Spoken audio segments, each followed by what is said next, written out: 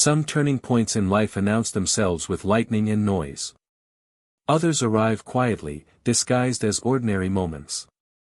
On a cold morning in a small roadside diner, the woman wiping down a counter didn't know she had entered the moment that would rewrite everything.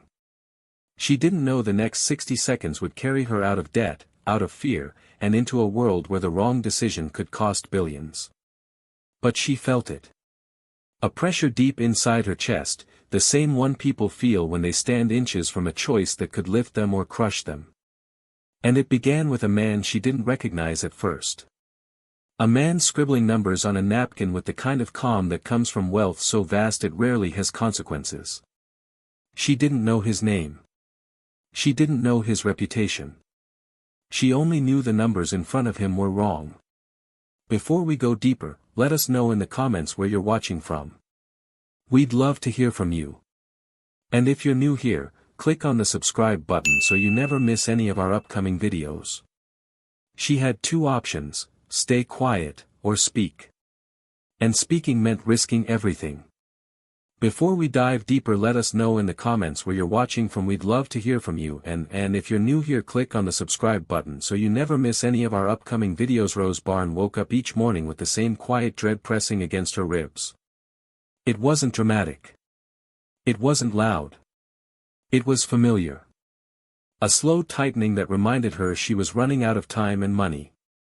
Bills piled on the kitchen table like unwelcome reminders of promises she couldn't keep. Her mother's medication costs rose with every appointment. The diner paychecks barely stretched enough to cover rent. And no matter how early she got up, no matter how many shifts she picked up, life always felt one step ahead of her, like a tide creeping upward no matter how fast she tried to bail out the water. Most days began with the same routine. She packed her mother's pill organizer, reheated leftovers for breakfast, and left the apartment before the sun fully touched the horizon. She locked the door quietly so she wouldn't wake her mother, then walked down the flights of stairs to the bus stop. She used to drive, before the engine gave out in the middle of winter and left her with a repair bill she couldn't pay. The car ended up towed, then auctioned. She stopped thinking about it after a while. Life didn't pause for things like that. It simply continued, asking her to adjust in ways she never felt ready for. At the diner, she tied her apron with practiced movements. Her co-workers liked her because she never complained, even when the shift stretched long or the customers grew impatient. She learned how to smile through exhaustion. How to keep her voice steady even when her chest felt tight. How to hide disappointment beneath a polite tone. People didn't see the strain beneath her kindness. They only saw reliability. Dependability. But beneath all of that lived a mind sharper than anyone realized. Before life pulled her into constant survival, she had been studying finance in college. She loved numbers. Loved the clarity they offered. But tuition bills accumulated faster than she earned, and when her mother's health declined, the dream had to be shelved. She told herself it was temporary, then months became years. Even with the long hours, there were small moments she clung to. The way the morning light hit the counter. The elderly regular who always left her an extra $1 because he said she reminded him of his granddaughter. The quiet hours between breakfast and lunch when she caught her breath. She held on to these scraps to stay afloat. But hope was a quiet thing now. Not gone, just tired. And on the morning her life changed, she didn't feel special or chosen. She didn't feel brave. She simply felt worn down and determined to get through another day. She brewed coffee, wiped tables, and refilled napkin holders. She moved through the diner with the muscle memory of someone who couldn't afford mistakes. Then two strangers walked in. One older, carrying a tension that suggested his mind was somewhere far from this little diner. The other younger, sharp suit, polished attitude, eyes that scanned the room with impatience. They chose a booth near the window, and Rose brought them water before they even asked. She didn't know their names. She didn't know their influence. She only knew the diner felt different when they sat down, as if the air thickened around them. The older man pulled out a pen, scribbling numbers on a napkin with quick precision. She recognized the structure of the equation the moment she glanced at it. Old habits from her unfinished finance degree never left her. Ratios, valuations, weighted calculations, things she used to solve effortlessly. She didn't plan to look. But people with talent often recognize familiar shapes the way musicians recognize notes or artists recognize form. And what she saw on that napkin, the misplaced multiplier, the wrong operator, the distorted outcome, hit her like a sudden jolt. She froze. It wasn't a tiny error. It was catastrophic. One wrong factor that turned a lucrative acquisition into what looked like a disaster. It wasn't just sloppy math. It was misleading. And it didn't match the calm confidence of the older man writing it. That it matched the smirk of the younger one watching him. Rose swallowed hard. She placed their plates on the table and tried to walk away. But her steps slowed. Her chest tightened. Her conscience pulled her back. And in a moment she couldn't take back, she turned and spoke. Rose didn't plan to say anything. She didn't rehearse her courage. It wasn't a moment born from confidence. It was instinct, the same instinct that made her correct receipts, balance bills, and quietly solve problems no one else noticed. But speaking up wasn't harmless. In a room like this, with two men who didn't seem accustomed to being questioned, her voice could cost her the only job she relied on. Still, the numbers haunted her.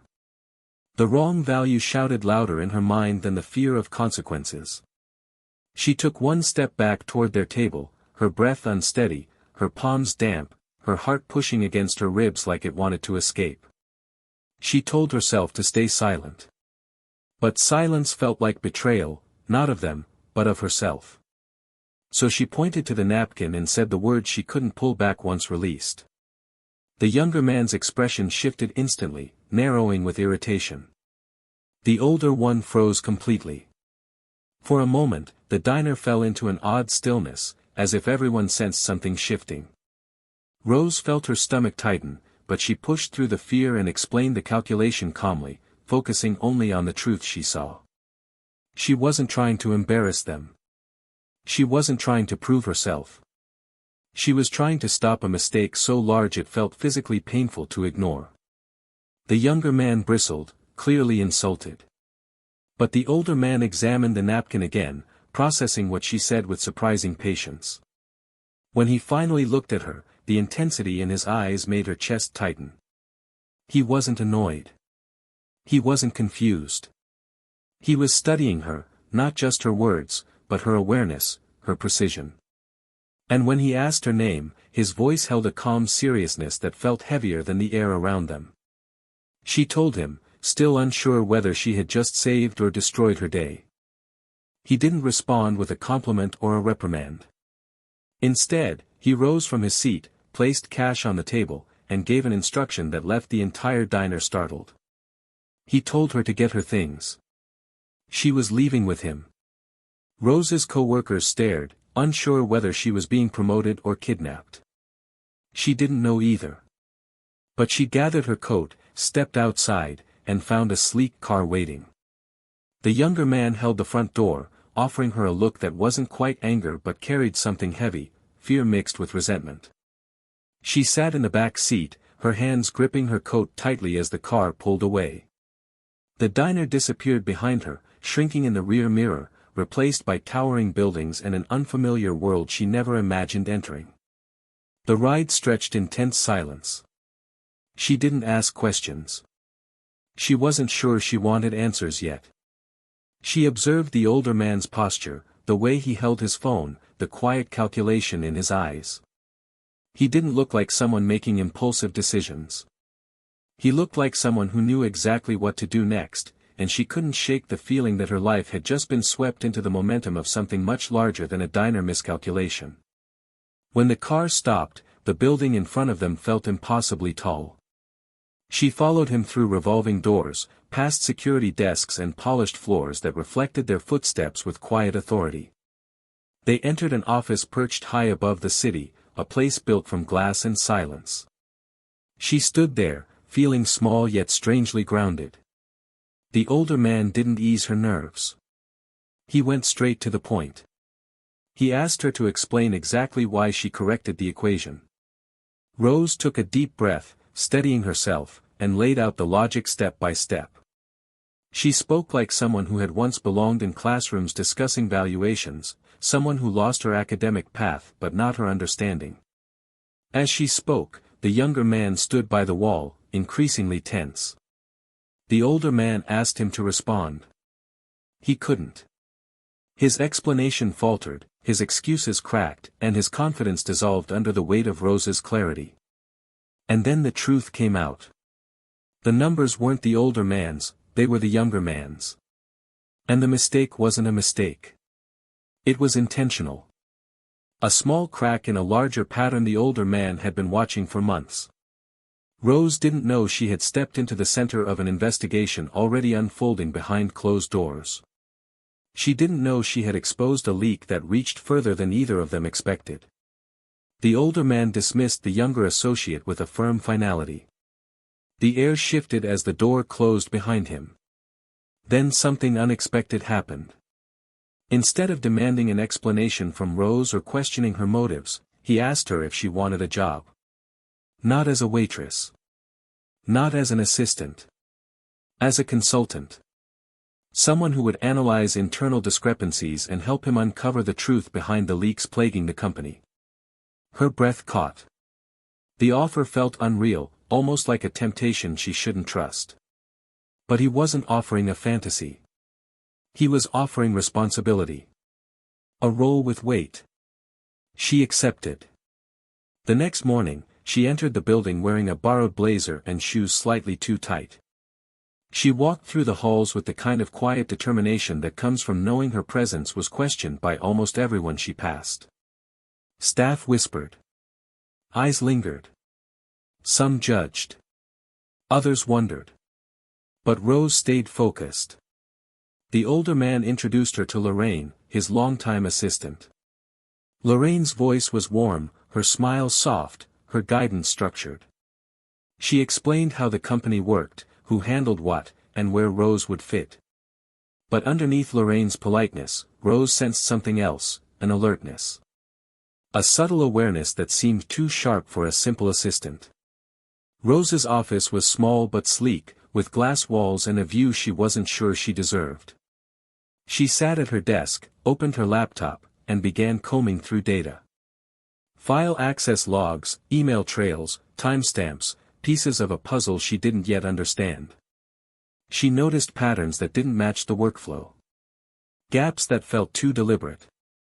And the same name kept appearing in places it shouldn't. Lorraine. Rose didn't jump to conclusions. She dug deeper. She watched. She listened. She observed who walked where, who spoke to whom, and who lingered near restricted areas. Her instincts sharpened. And soon she discovered something too precise to be coincidence. Every time Rose made progress toward uncovering the leak, employees she needed suddenly became unavailable. Data was temporarily blocked. Requests were delayed. Someone was working against her, not with aggression, but with subtle, calculated interference. Days passed, and the tension grew thicker. Rose walked hallways where conversations faded when she approached. She submitted requests that vanished without response. The sense of isolation was familiar, like the nights she sat alone balancing bills. But instead of shrinking, she stayed steady. She reviewed logs late into the evening, her eyes tired but focused. Then she noticed something small, a routine so strict it didn't make sense. Every morning at 10:15, Lorraine left her desk for exactly 3 minutes. Never 2. Never 4. 3. People with nothing to hide didn't move with that level of discipline. And people with something to hide usually underestimated what others noticed. Rose decided to watch closer.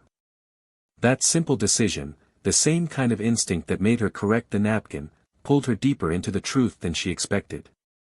She waited for 10:15 the next morning, standing near the hallway corner with a folder in her arms. Lorraine walked away like clockwork.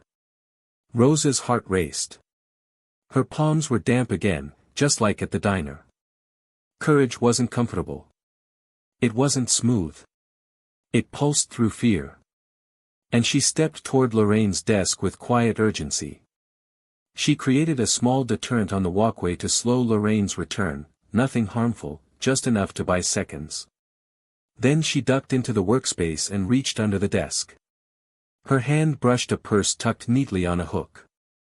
She opened it carefully, searching for anything that didn't belong. Her breath caught when her fingers touched something cold and rectangular. A prepaid phone. Not the kind used for convenience. The kind used for secrecy. No password. No apps. Just a thread of messages from a single contact labeled with a single letter. The evidence she had been searching for sat in her hands. And the truth waiting inside that phone would pull the entire company into a confrontation no one was ready for. Rose slipped the phone back into the purse just seconds before footsteps echoed down the hallway. Her breath caught as she crouched to gather the scattered beans she had used as a delay. Lorraine rounded the corner with her usual calmness, though her eyes flickered briefly with suspicion as she spotted the mess. Rose apologized lightly, her tone steady enough to seem unbothered, but inside her chest, her pulse hammered with the weight of what she had just uncovered. Lorraine knelt to help collect the spill, her movements gentle, almost rehearsed. Rose thanked her and stepped away, forcing herself to walk at a natural pace even as fear pressed against her throat. She couldn't afford to show panic. She couldn't afford to reveal what she found. The smallest twitch of the wrong emotion could alert Lorraine that something was off. Once Rose was safely inside her own office, she closed the door quietly, resisting the urge to lean against it. She sat down and opened her laptop, hands trembling slightly as she logged into a private browser. She uploaded the photos she had taken of the phone's messages and typed a secure email to the older man. She didn't mention Lorraine by name, not yet. She simply outlined the evidence, timelines that matched the leaks, coded language referring to internal projects, and a pattern suggesting communication with a competitor. She hit send before she could overthink it. Then she sat back and tried to regulate her breathing. Her instincts told her she had crossed a line she couldn't step back from. People who exposed truths often became targets. She just didn't know how quickly the consequences would arrive. Minutes turned into hours. Rose kept checking her inbox, waiting for a response that didn't come. She attended a small meeting, submitted a data request, reviewed more anomalies, but her entire focus remained fixed on the silence between her and the older man. She wondered if he doubted her. She wondered if he thought she was misinterpreting the messages. Or worse, if he believed she was stirring trouble. But the evidence was too clear to ignore, and she had learned enough about him to know he didn't dismiss facts without investigation. As the day wore on, the ache of uncertainty stretched across her shoulders. She almost convinced herself that no reply meant he had already taken action quietly. But doubt still lingered. It wasn't until employees began packing their bags and heading home that Rose's desk phone lit up with a brief message. 3 words. Stop by. Coffee. No emotion. No explanation. But she understood. It was a signal, discreet and simple. She gathered her things and walked to his office, keeping her expression calm even though her chest tightened with anticipation. When she entered, he looked up from his desk with a solemn expression she hadn't seen before. He asked her to sit. She did. Then, without hesitation, she slid the folder of photos onto his desk, her voice controlled as she explained everything she witnessed. He listened without interrupting. When she finished, the silence between them felt like a moment suspended in air. He studied the photos for a long time, the weight of realization carving lines deeper into his face. Betrayal hits hardest when it comes from those closest. And Lorraine wasn't just an employee, she was the person who guarded his schedule, coordinated his meetings, managed confidential information, and stood beside him every day for decades. Rose watched his jaw tighten, but there was no outburst of anger. Just a deep, quiet grief that revealed how much this truth cut him. When he finally spoke, his voice was steady. He asked Rose to walk him through the timeline again, ensuring every detail aligned. She did. And when she finished, he nodded with a calm resolve that carried more power than fury ever could. He began outlining a plan. They would craft a controlled leak, a fake internal memo announcing the liquidation of their flagship project that if the mole delivered it to their competitor, the competitor's immediate reaction would expose the truth beyond denial.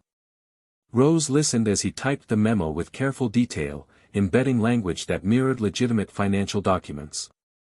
She pointed out one inconsistency, and he corrected it instantly. She saw his respect for her precision, though he didn't voice it.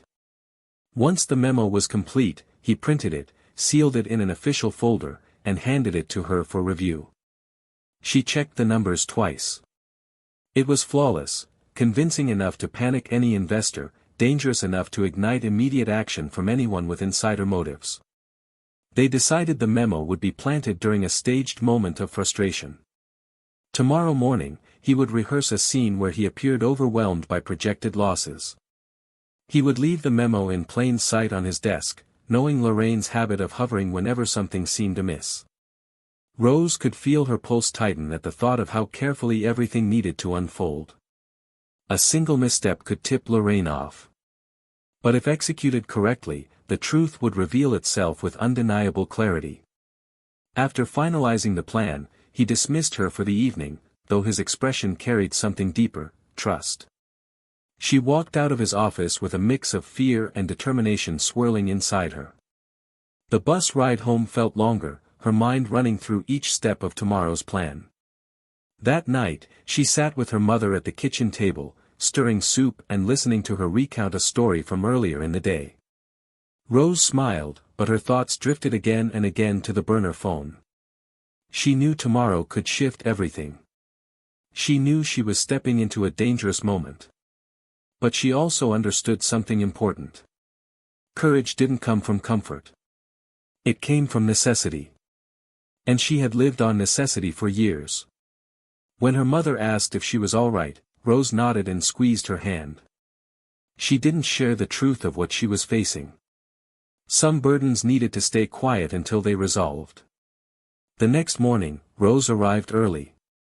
She moved through the building with steady steps, her heart beating faster than usual. When she reached her office, she checked the logs again. New suspicious activity had appeared overnight. It confirmed everything she feared. Lorraine was still moving through the system, careful but not careful enough to evade someone who watched patterns the way Rose did. At precisely the scheduled moment, the older man initiated the staged meltdown. His voice carried enough tension to draw Lorraine's attention instantly. Rose listened from her office as he referenced the fake liquidation plan, letting frustration drip into his words. Then came the sound she needed, the soft rustle of a folder placed on the desk. Minutes later, he left the room, leaving the memo exposed. Rose positioned herself discreetly near the entrance, watching through the reflection of a glass panel. Lorraine entered the office, eyes landing on the folder with quiet curiosity. She approached with slow confidence, lifted the document, and skimmed through its contents. Her expression didn't change much, but Rose saw the flicker of calculation behind her eyes. Lorraine slid the memo into her notebook with practiced ease before exiting the office. She didn't look back.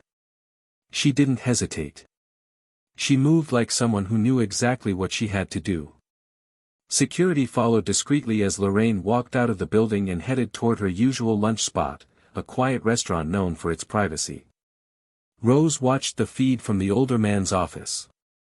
Lorraine entered, greeted the host, and took her usual booth. Moments later, the competitor's son joined her. He leaned in with the confidence of someone who believed he held an advantage. Lorraine slid the memo across the table. He read it, nodded, and immediately began typing. Within minutes, the competitor's firm started executing trades consistent with a company expecting a major collapse. The trap had worked, and now, the confrontation was inevitable. The footage from the restaurant played in silence inside the older man's office, but its impact echoed louder than any spoken accusation. Rose stood beside him, her posture tense, as the images confirmed everything she feared. Lorraine, calm as ever, sliding the memo across the table. The young man studying it with barely contained eagerness. His fingers tapping against the phone, sending trades that moved the market as if he had been waiting for this moment. It felt surreal to watch, like witnessing the unmasking of a truth that had been hiding in plain sight for far too long. The older man exhaled slowly, pressing his thumb against the bridge of his nose. He didn't curse. He didn't shout. His reaction was quieter, heavier, the kind of pain felt when trust collapses under its own history. He turned off the screen and instructed security to prepare the boardroom. His voice was steady, but the steadiness didn't mask the weight behind it. It wasn't anger that moved him, it was clarity. The kind that arrives only when denial is no longer an option. Rose gathered her notes and followed him down the hallway. Employees glanced up as they passed, sensing something unusual in the air. Even without knowing the details, people often recognize the moment before a revelation.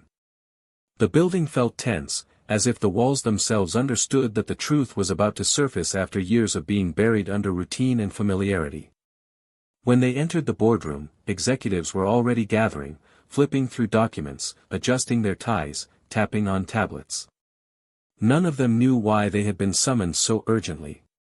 The older man placed the fake memo on the center of the table and stood at the head of the room, hands resting on the polished surface.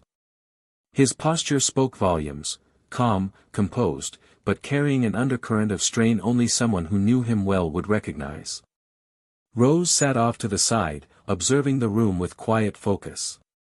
She noticed how Lorraine entered a few minutes later, still holding her notebook as though the morning unfolded like any other. Her expression was smooth, unbothered, almost serene. But her eyes briefly flicked across the room, assessing the tension. The older man began speaking with a measured tone. He explained the recent instability in internal operations, the rumors of leaks, the subtle discrepancies that forced him to examine every detail more closely. Executives leaned forward, brows furrowed, as he described the suspicious file accesses, the sudden shifts in competitor behavior, and the growing evidence of internal sabotage. Lorraine sat near the front, her hands folded neatly, offering a display of concern that would have seemed convincing to anyone unaware of what Rose now knew. When he reached the moment of revelation, he paused. Then he lifted the folder, opened it, and revealed the liquidation memo. He explained that the memo was not real. It was crafted intentionally. A controlled leak.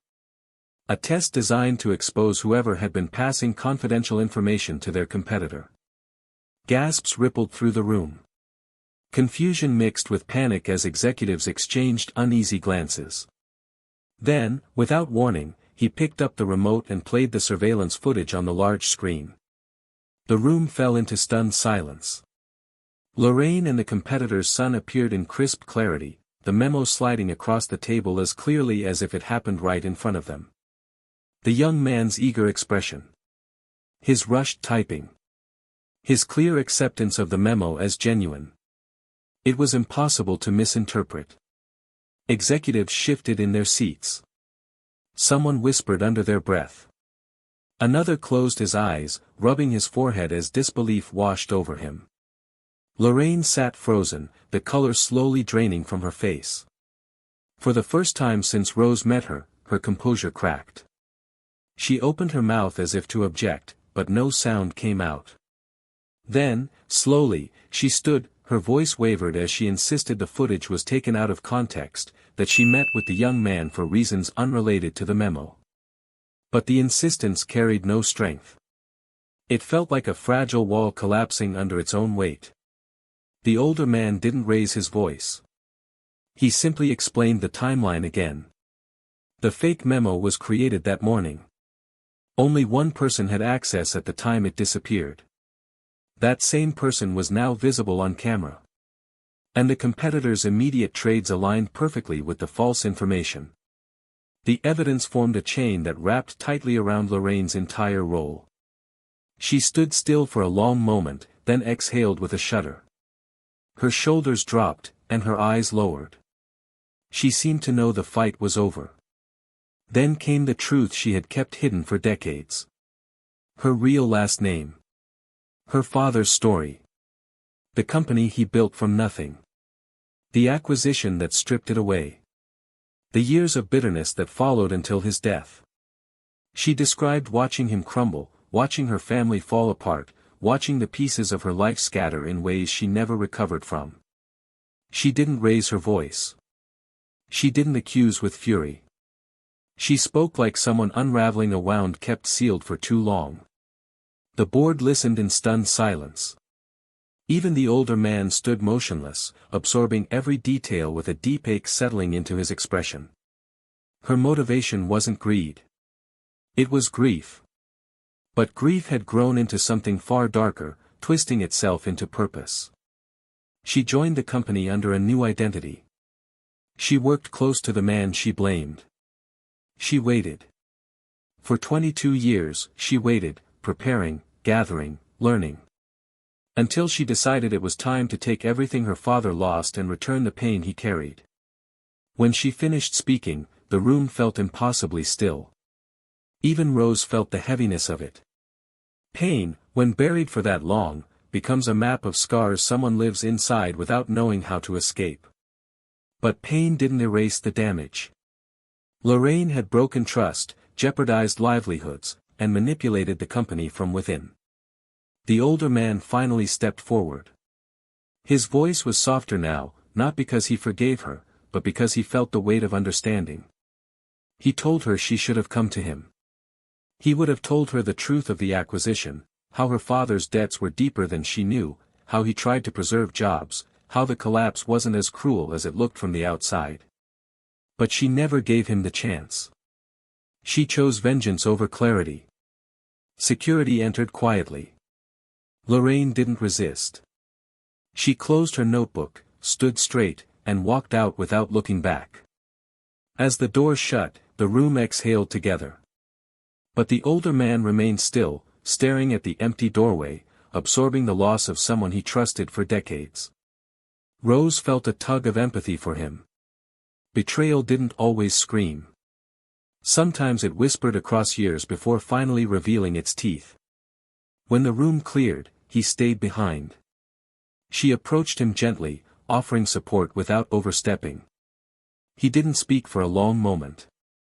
Then he admitted the truth. He wasn't angry. He was hurt. And he didn't know what pieces of his trust could be rebuilt.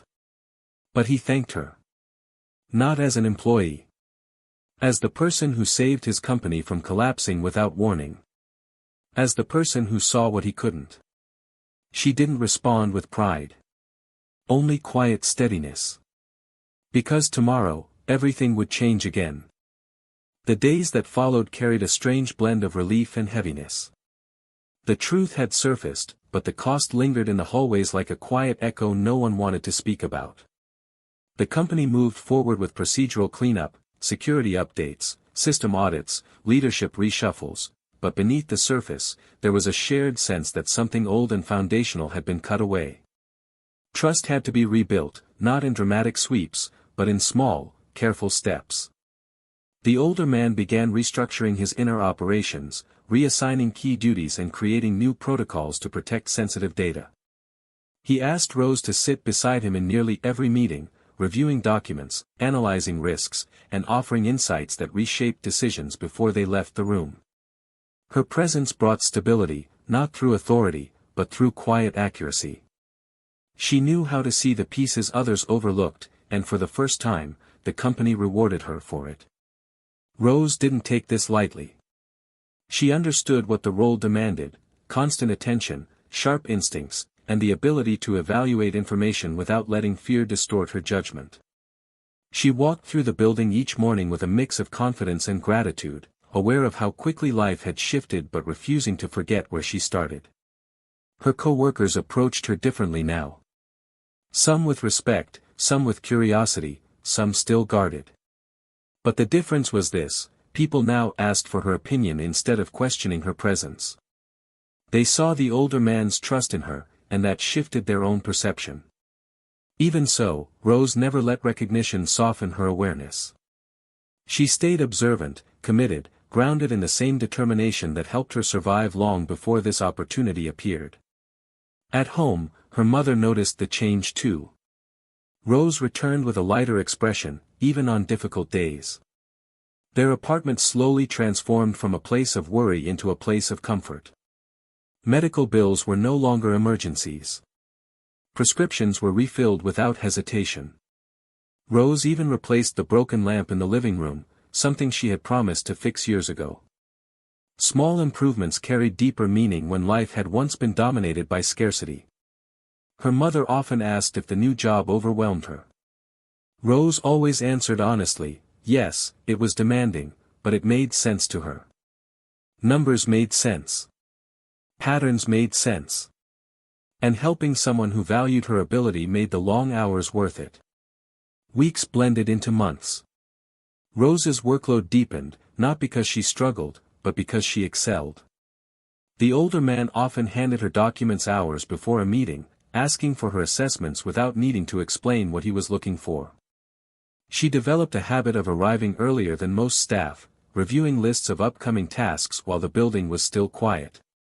It gave her time to breathe, time to think, time to remember that despite the office's polished floors and towering windows, she was still the same woman who once sprinted between tables balancing coffee cups and overdue rent notices. Growth didn't erase the past. It strengthened it. One morning, during a scheduled transition review, the older man paused after reading through her notes. He told her plainly that he wanted her to step into the role of chief of staff, officially, not temporarily. The title didn't just represent authority. It represented trust.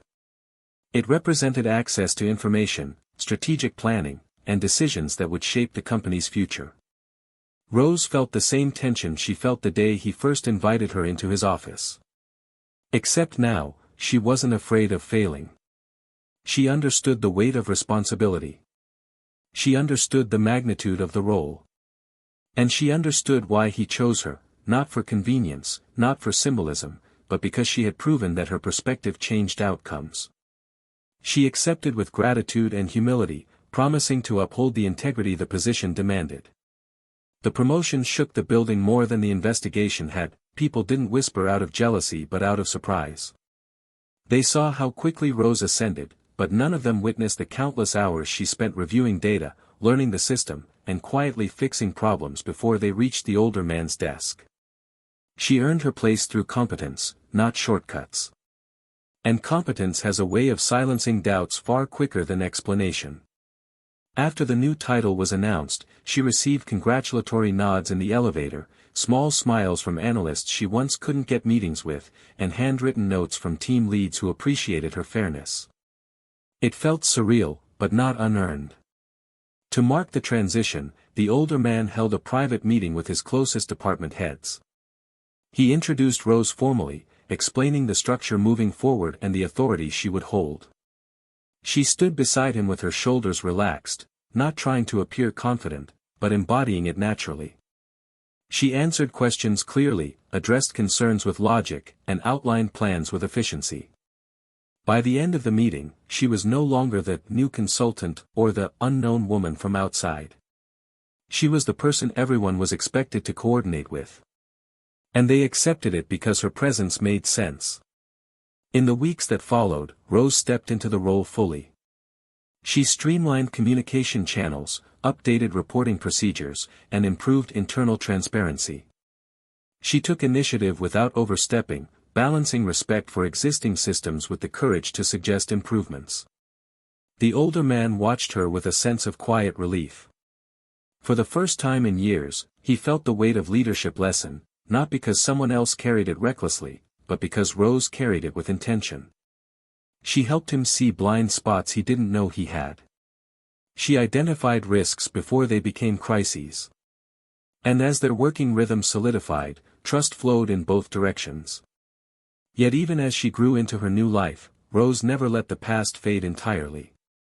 She remembered the years that taught her resilience, the diner shifts, the bus rides, the worn-out shoes, the nights spent hoping for one decent break. Those memories kept her grounded. They reminded her how fragile opportunity could be, how easily it could slip through the cracks of someone's life. And because of that, she approached her role with compassion. She treated staff with patience. She listened to concerns others overlooked. She understood the quiet pressure of financial struggle because she had lived inside it for so long. One evening, long after most employees had gone home, Rose sat at her desk reviewing final projections for a quarterly update. The city lights shimmered through her window, casting reflections across the glass walls of her office. She paused for a moment, looking around the space that once felt intimidating. It didn't intimidate her anymore. It felt earned. It felt like the kind of place she would have dreamed about during her college years, before dropping out became the only option. She wondered what her younger self would think of her now. Not the version shaped by exhaustion, but the version shaped by possibility. Across the hall, the older man noticed her light still on. He walked to her office and leaned against the doorway, a familiar expression of quiet approval on his face. He asked if she ever planned to go home at a normal hour. She smiled, closed her laptop, and gathered her things. As they walked toward the elevator, he told her something he rarely said to anyone: she had become the stability the company needed. Her presence brought clarity where there was once uncertainty. Her judgment cut through noise before it became chaos. And her strength reminded him that leadership wasn't about title. It was about integrity. Rose absorbed his words with humility. She didn't need praise. She needed purpose. And purpose was exactly what this journey had given her. As they stepped into the elevator, silence settled comfortably between them. Not tense. Not awkward, just quiet acknowledgement of how far they had come from that morning in the diner. But Rose didn't know that tomorrow would bring a moment that would close the circle completely. The following morning began quietly, almost deceptively so. Rose arrived earlier than usual, stepping into the building before most employees had even parked their cars. She enjoyed those rare minutes when the halls were empty and the air carried none of the day's urgency. She walked toward her office with a calmness she rarely afforded herself. But when she reached her desk, she noticed something unusual: a thick folder placed squarely in the center, marked with notes from the financial division.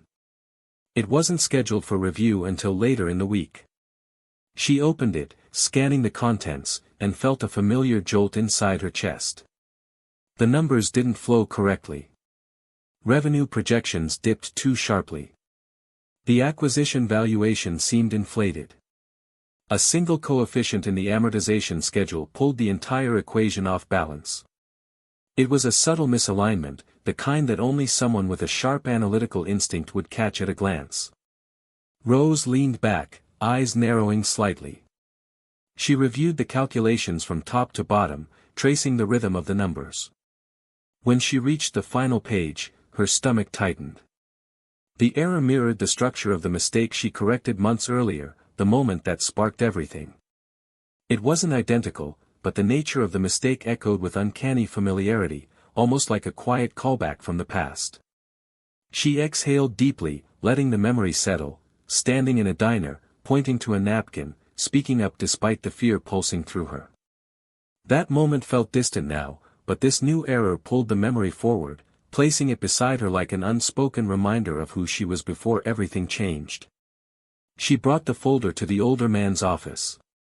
He stood by the window, reviewing a series of charts on his screen, though he turned when she entered. His expression softened, the way it often did when she appeared unexpectedly.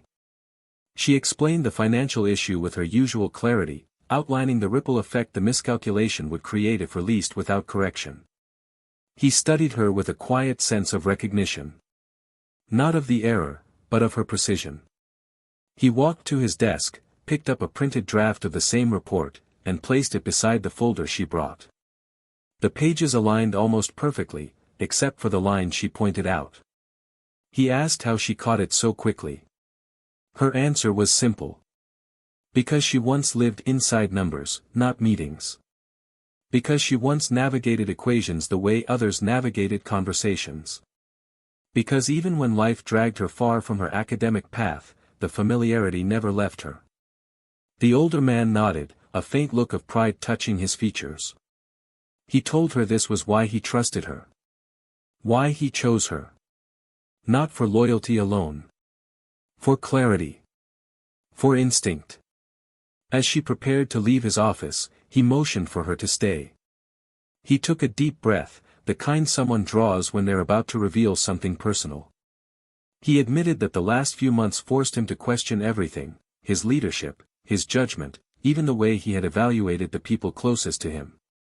Doubt had become a quiet companion, following him into decisions he once made with confidence. But watching Rose navigate complex problems with steadiness reminded him that rebuilding trust wasn't only possible, it was happening one moment at a time. He asked if she realized how much she had changed the trajectory of the company. Rose shook her head, not out of false humility, but because she genuinely hadn't measured her impact in those terms. She thought of her work as responsibility, not heroism. She thought of herself as someone who helped, not someone who transformed anything. The older man leaned against the side of his desk, arms crossed, studying her in a way that wasn't intrusive but full of sincerity. He told her that people rarely recognize the magnitude of their own choices when they're too busy surviving.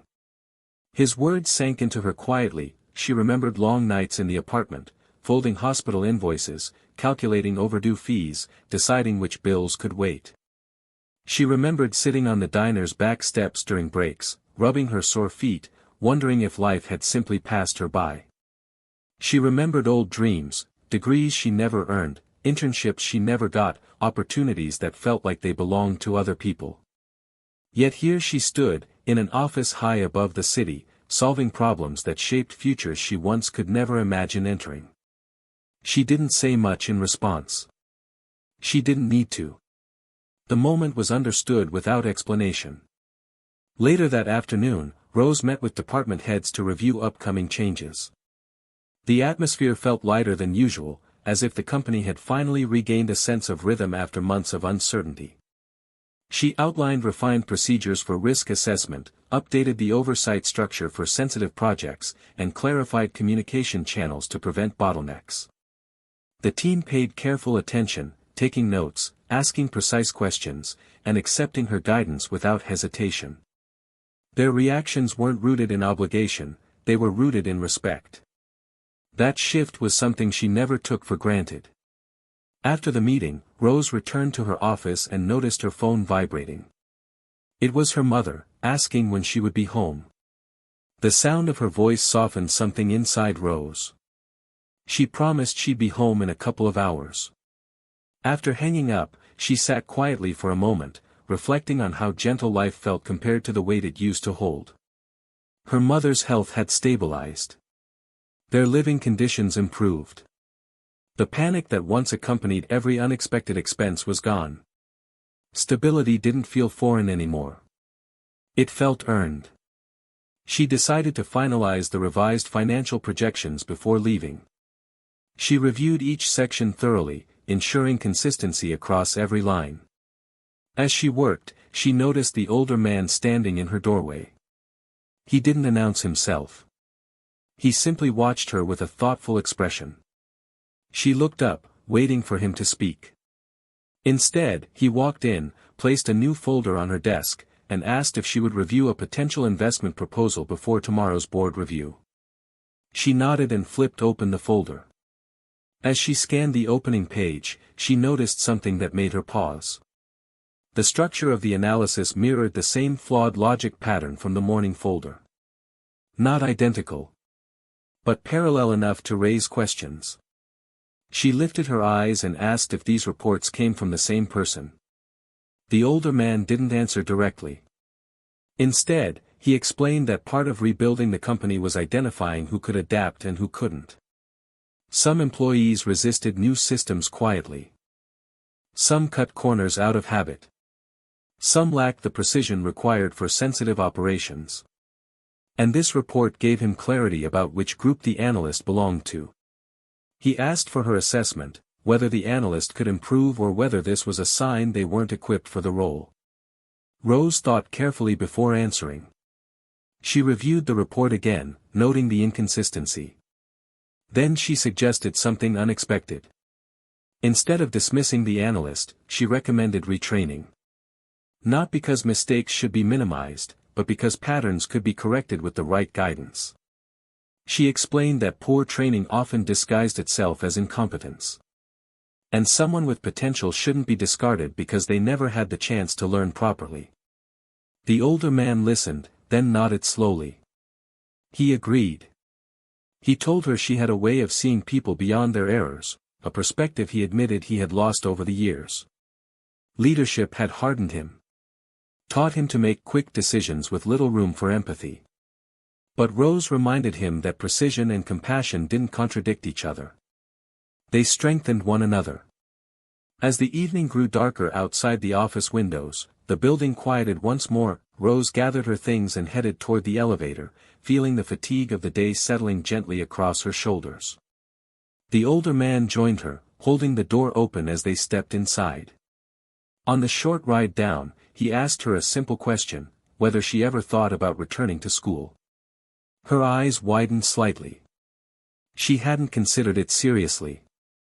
Life had changed too quickly, and responsibilities filled every spare moment. But his tone wasn't pressuring. It was hopeful. He told her that her talent deserved every opportunity to flourish, and if she ever wanted to finish what she started, he would support her. The elevator doors opened, but Rose remained inside for a moment, processing the idea. She didn't answer right away. She wasn't sure she needed to. Some decisions take shape quietly, long before they're spoken aloud. As she left the building, the cool evening air met her face, carrying a sense of possibility she hadn't felt since she was young. Life didn't feel like survival anymore. It felt like direction. But she still didn't realize that the next day would bring the moment that tied her entire journey together, the moment that mirrored the diner, the napkin, the choice that started everything. A moment waiting for her just around the corner. The next morning, the building hummed with its usual rhythm, though Rose sensed a subtle shift in the air. Maybe it was the anticipation of the upcoming board review or the lingering weight of recent changes. Or maybe it was something quieter, something intuitive. She entered her office with her usual calm but found another folder already waiting on her desk. This one wasn't from finance, operations, or risk management. It came from the older man himself. His handwriting marked the top corner, a rare detail she never took lightly. She opened it and found the preliminary breakdown of a major partnership proposal the company had been considering for months. The numbers were dense, layered with long-term projections, market volatility metrics, and strategic risk assessments. She began scanning through each section, letting the rhythm of the calculations settle into her mind. Then she paused. A familiar uneasiness pressed against her chest. Something was off again, subtle but unmistakable. A projection in the third quarter didn't align with the baseline trends. The valuation model leaned too heavily on an outdated market assumption. A small oversight with enormous implications if left uncorrected. Rose sat back, heart thumping gently in her chest. Memories flickered through her mind, the diner, the napkin, the hesitation before she spoke, the sharp inhale after the words left her mouth. She traced the figures again, ensuring she wasn't imagining it. She wasn't. The flaw was real. And incredibly, it echoed the exact kind of miscalculation she had corrected on the morning everything changed. She picked up the folder and walked to the older man's office. She knocked lightly, and he looked up from his screen with a familiar expression of curiosity. She placed the folder on his desk and explained the inconsistency with quiet precision. He listened attentively, then leaned closer to review the numbers himself. A small, almost imperceptible smile touched his face, not because an error pleased him, but because her consistency did. He told her she was right. The model needed adjustment. He asked how she caught it so quickly. She shrugged softly, reminding him that numbers had always made sense to her. He closed the folder and sat back in his chair. There was a moment of silence between them, not heavy, but meaningful. He admitted that even now, with decades of experience and countless decisions behind him, he still made mistakes. Not due to lack of knowledge, but because leaders sometimes move too quickly, trusting instinct over verification. Rose understood. She knew what it meant to act on instinct. She had lived an entire chapter of her life based on momentary decisions that changed everything. He asked her to sit. She did. Then he thanked her, not in the simple, polite way people offer gratitude out of obligation, but in a deeper tone. He said she had become indispensable, not because she replaced someone else, but because she restored something the company had lost: balance, perspective, thoughtfulness. She didn't interrupt. She listened quietly, absorbing the meaning behind his words. The room felt still, suspended between past and present, between what was lost and what had been rebuilt. He then told her something unexpected. Earlier that morning, the board had approved a new internal initiative, one designed to prevent the collapse the company nearly faced. They needed someone to oversee its structure, ensure compliance, evaluate risks, and maintain the clarity that had become her hallmark. He wanted her to lead it. Not temporarily.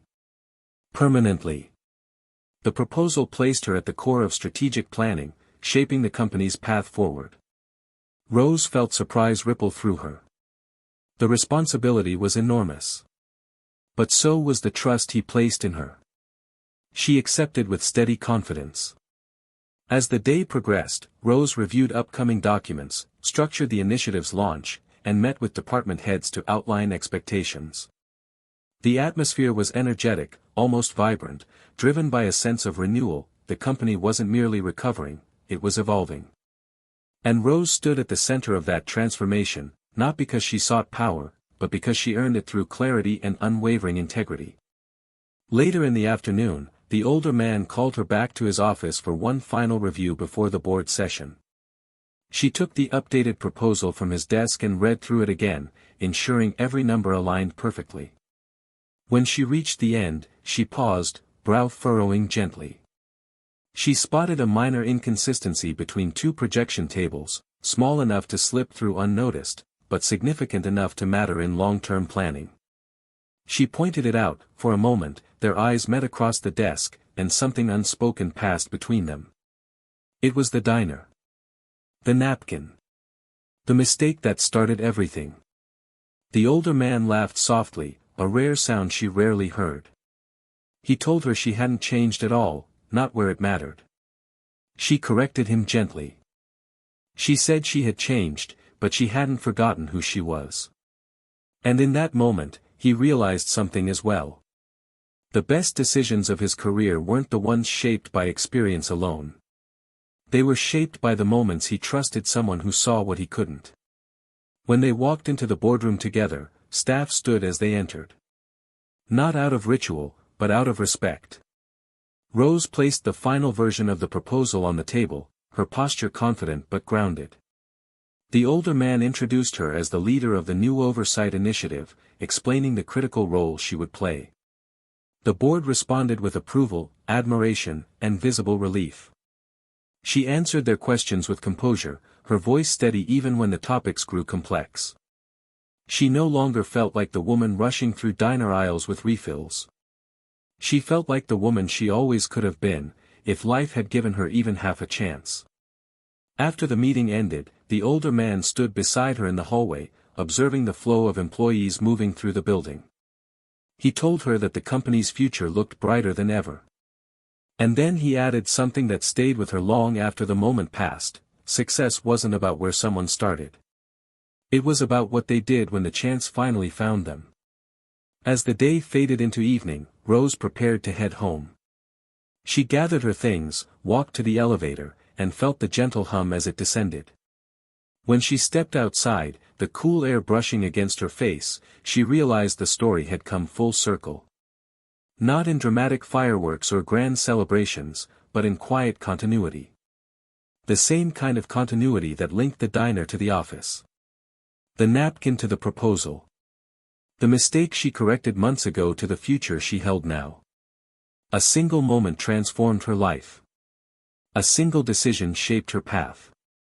And everything that came after was built on courage she never knew she carried until she needed it most. Her story didn't begin in luxury. It didn't end with fantasy. It unfolded in hard choices, quiet determination, and a kind of clarity that changed more than numbers. It changed a life. And maybe, as viewers reflect on everything that happened, they might ask themselves the same question Rose once faced in the diner. When the moment arrives, would you speak? Thank you for watching. If you love this story of justice and hidden power, please hit that like button. Share it with someone who needs to hear it.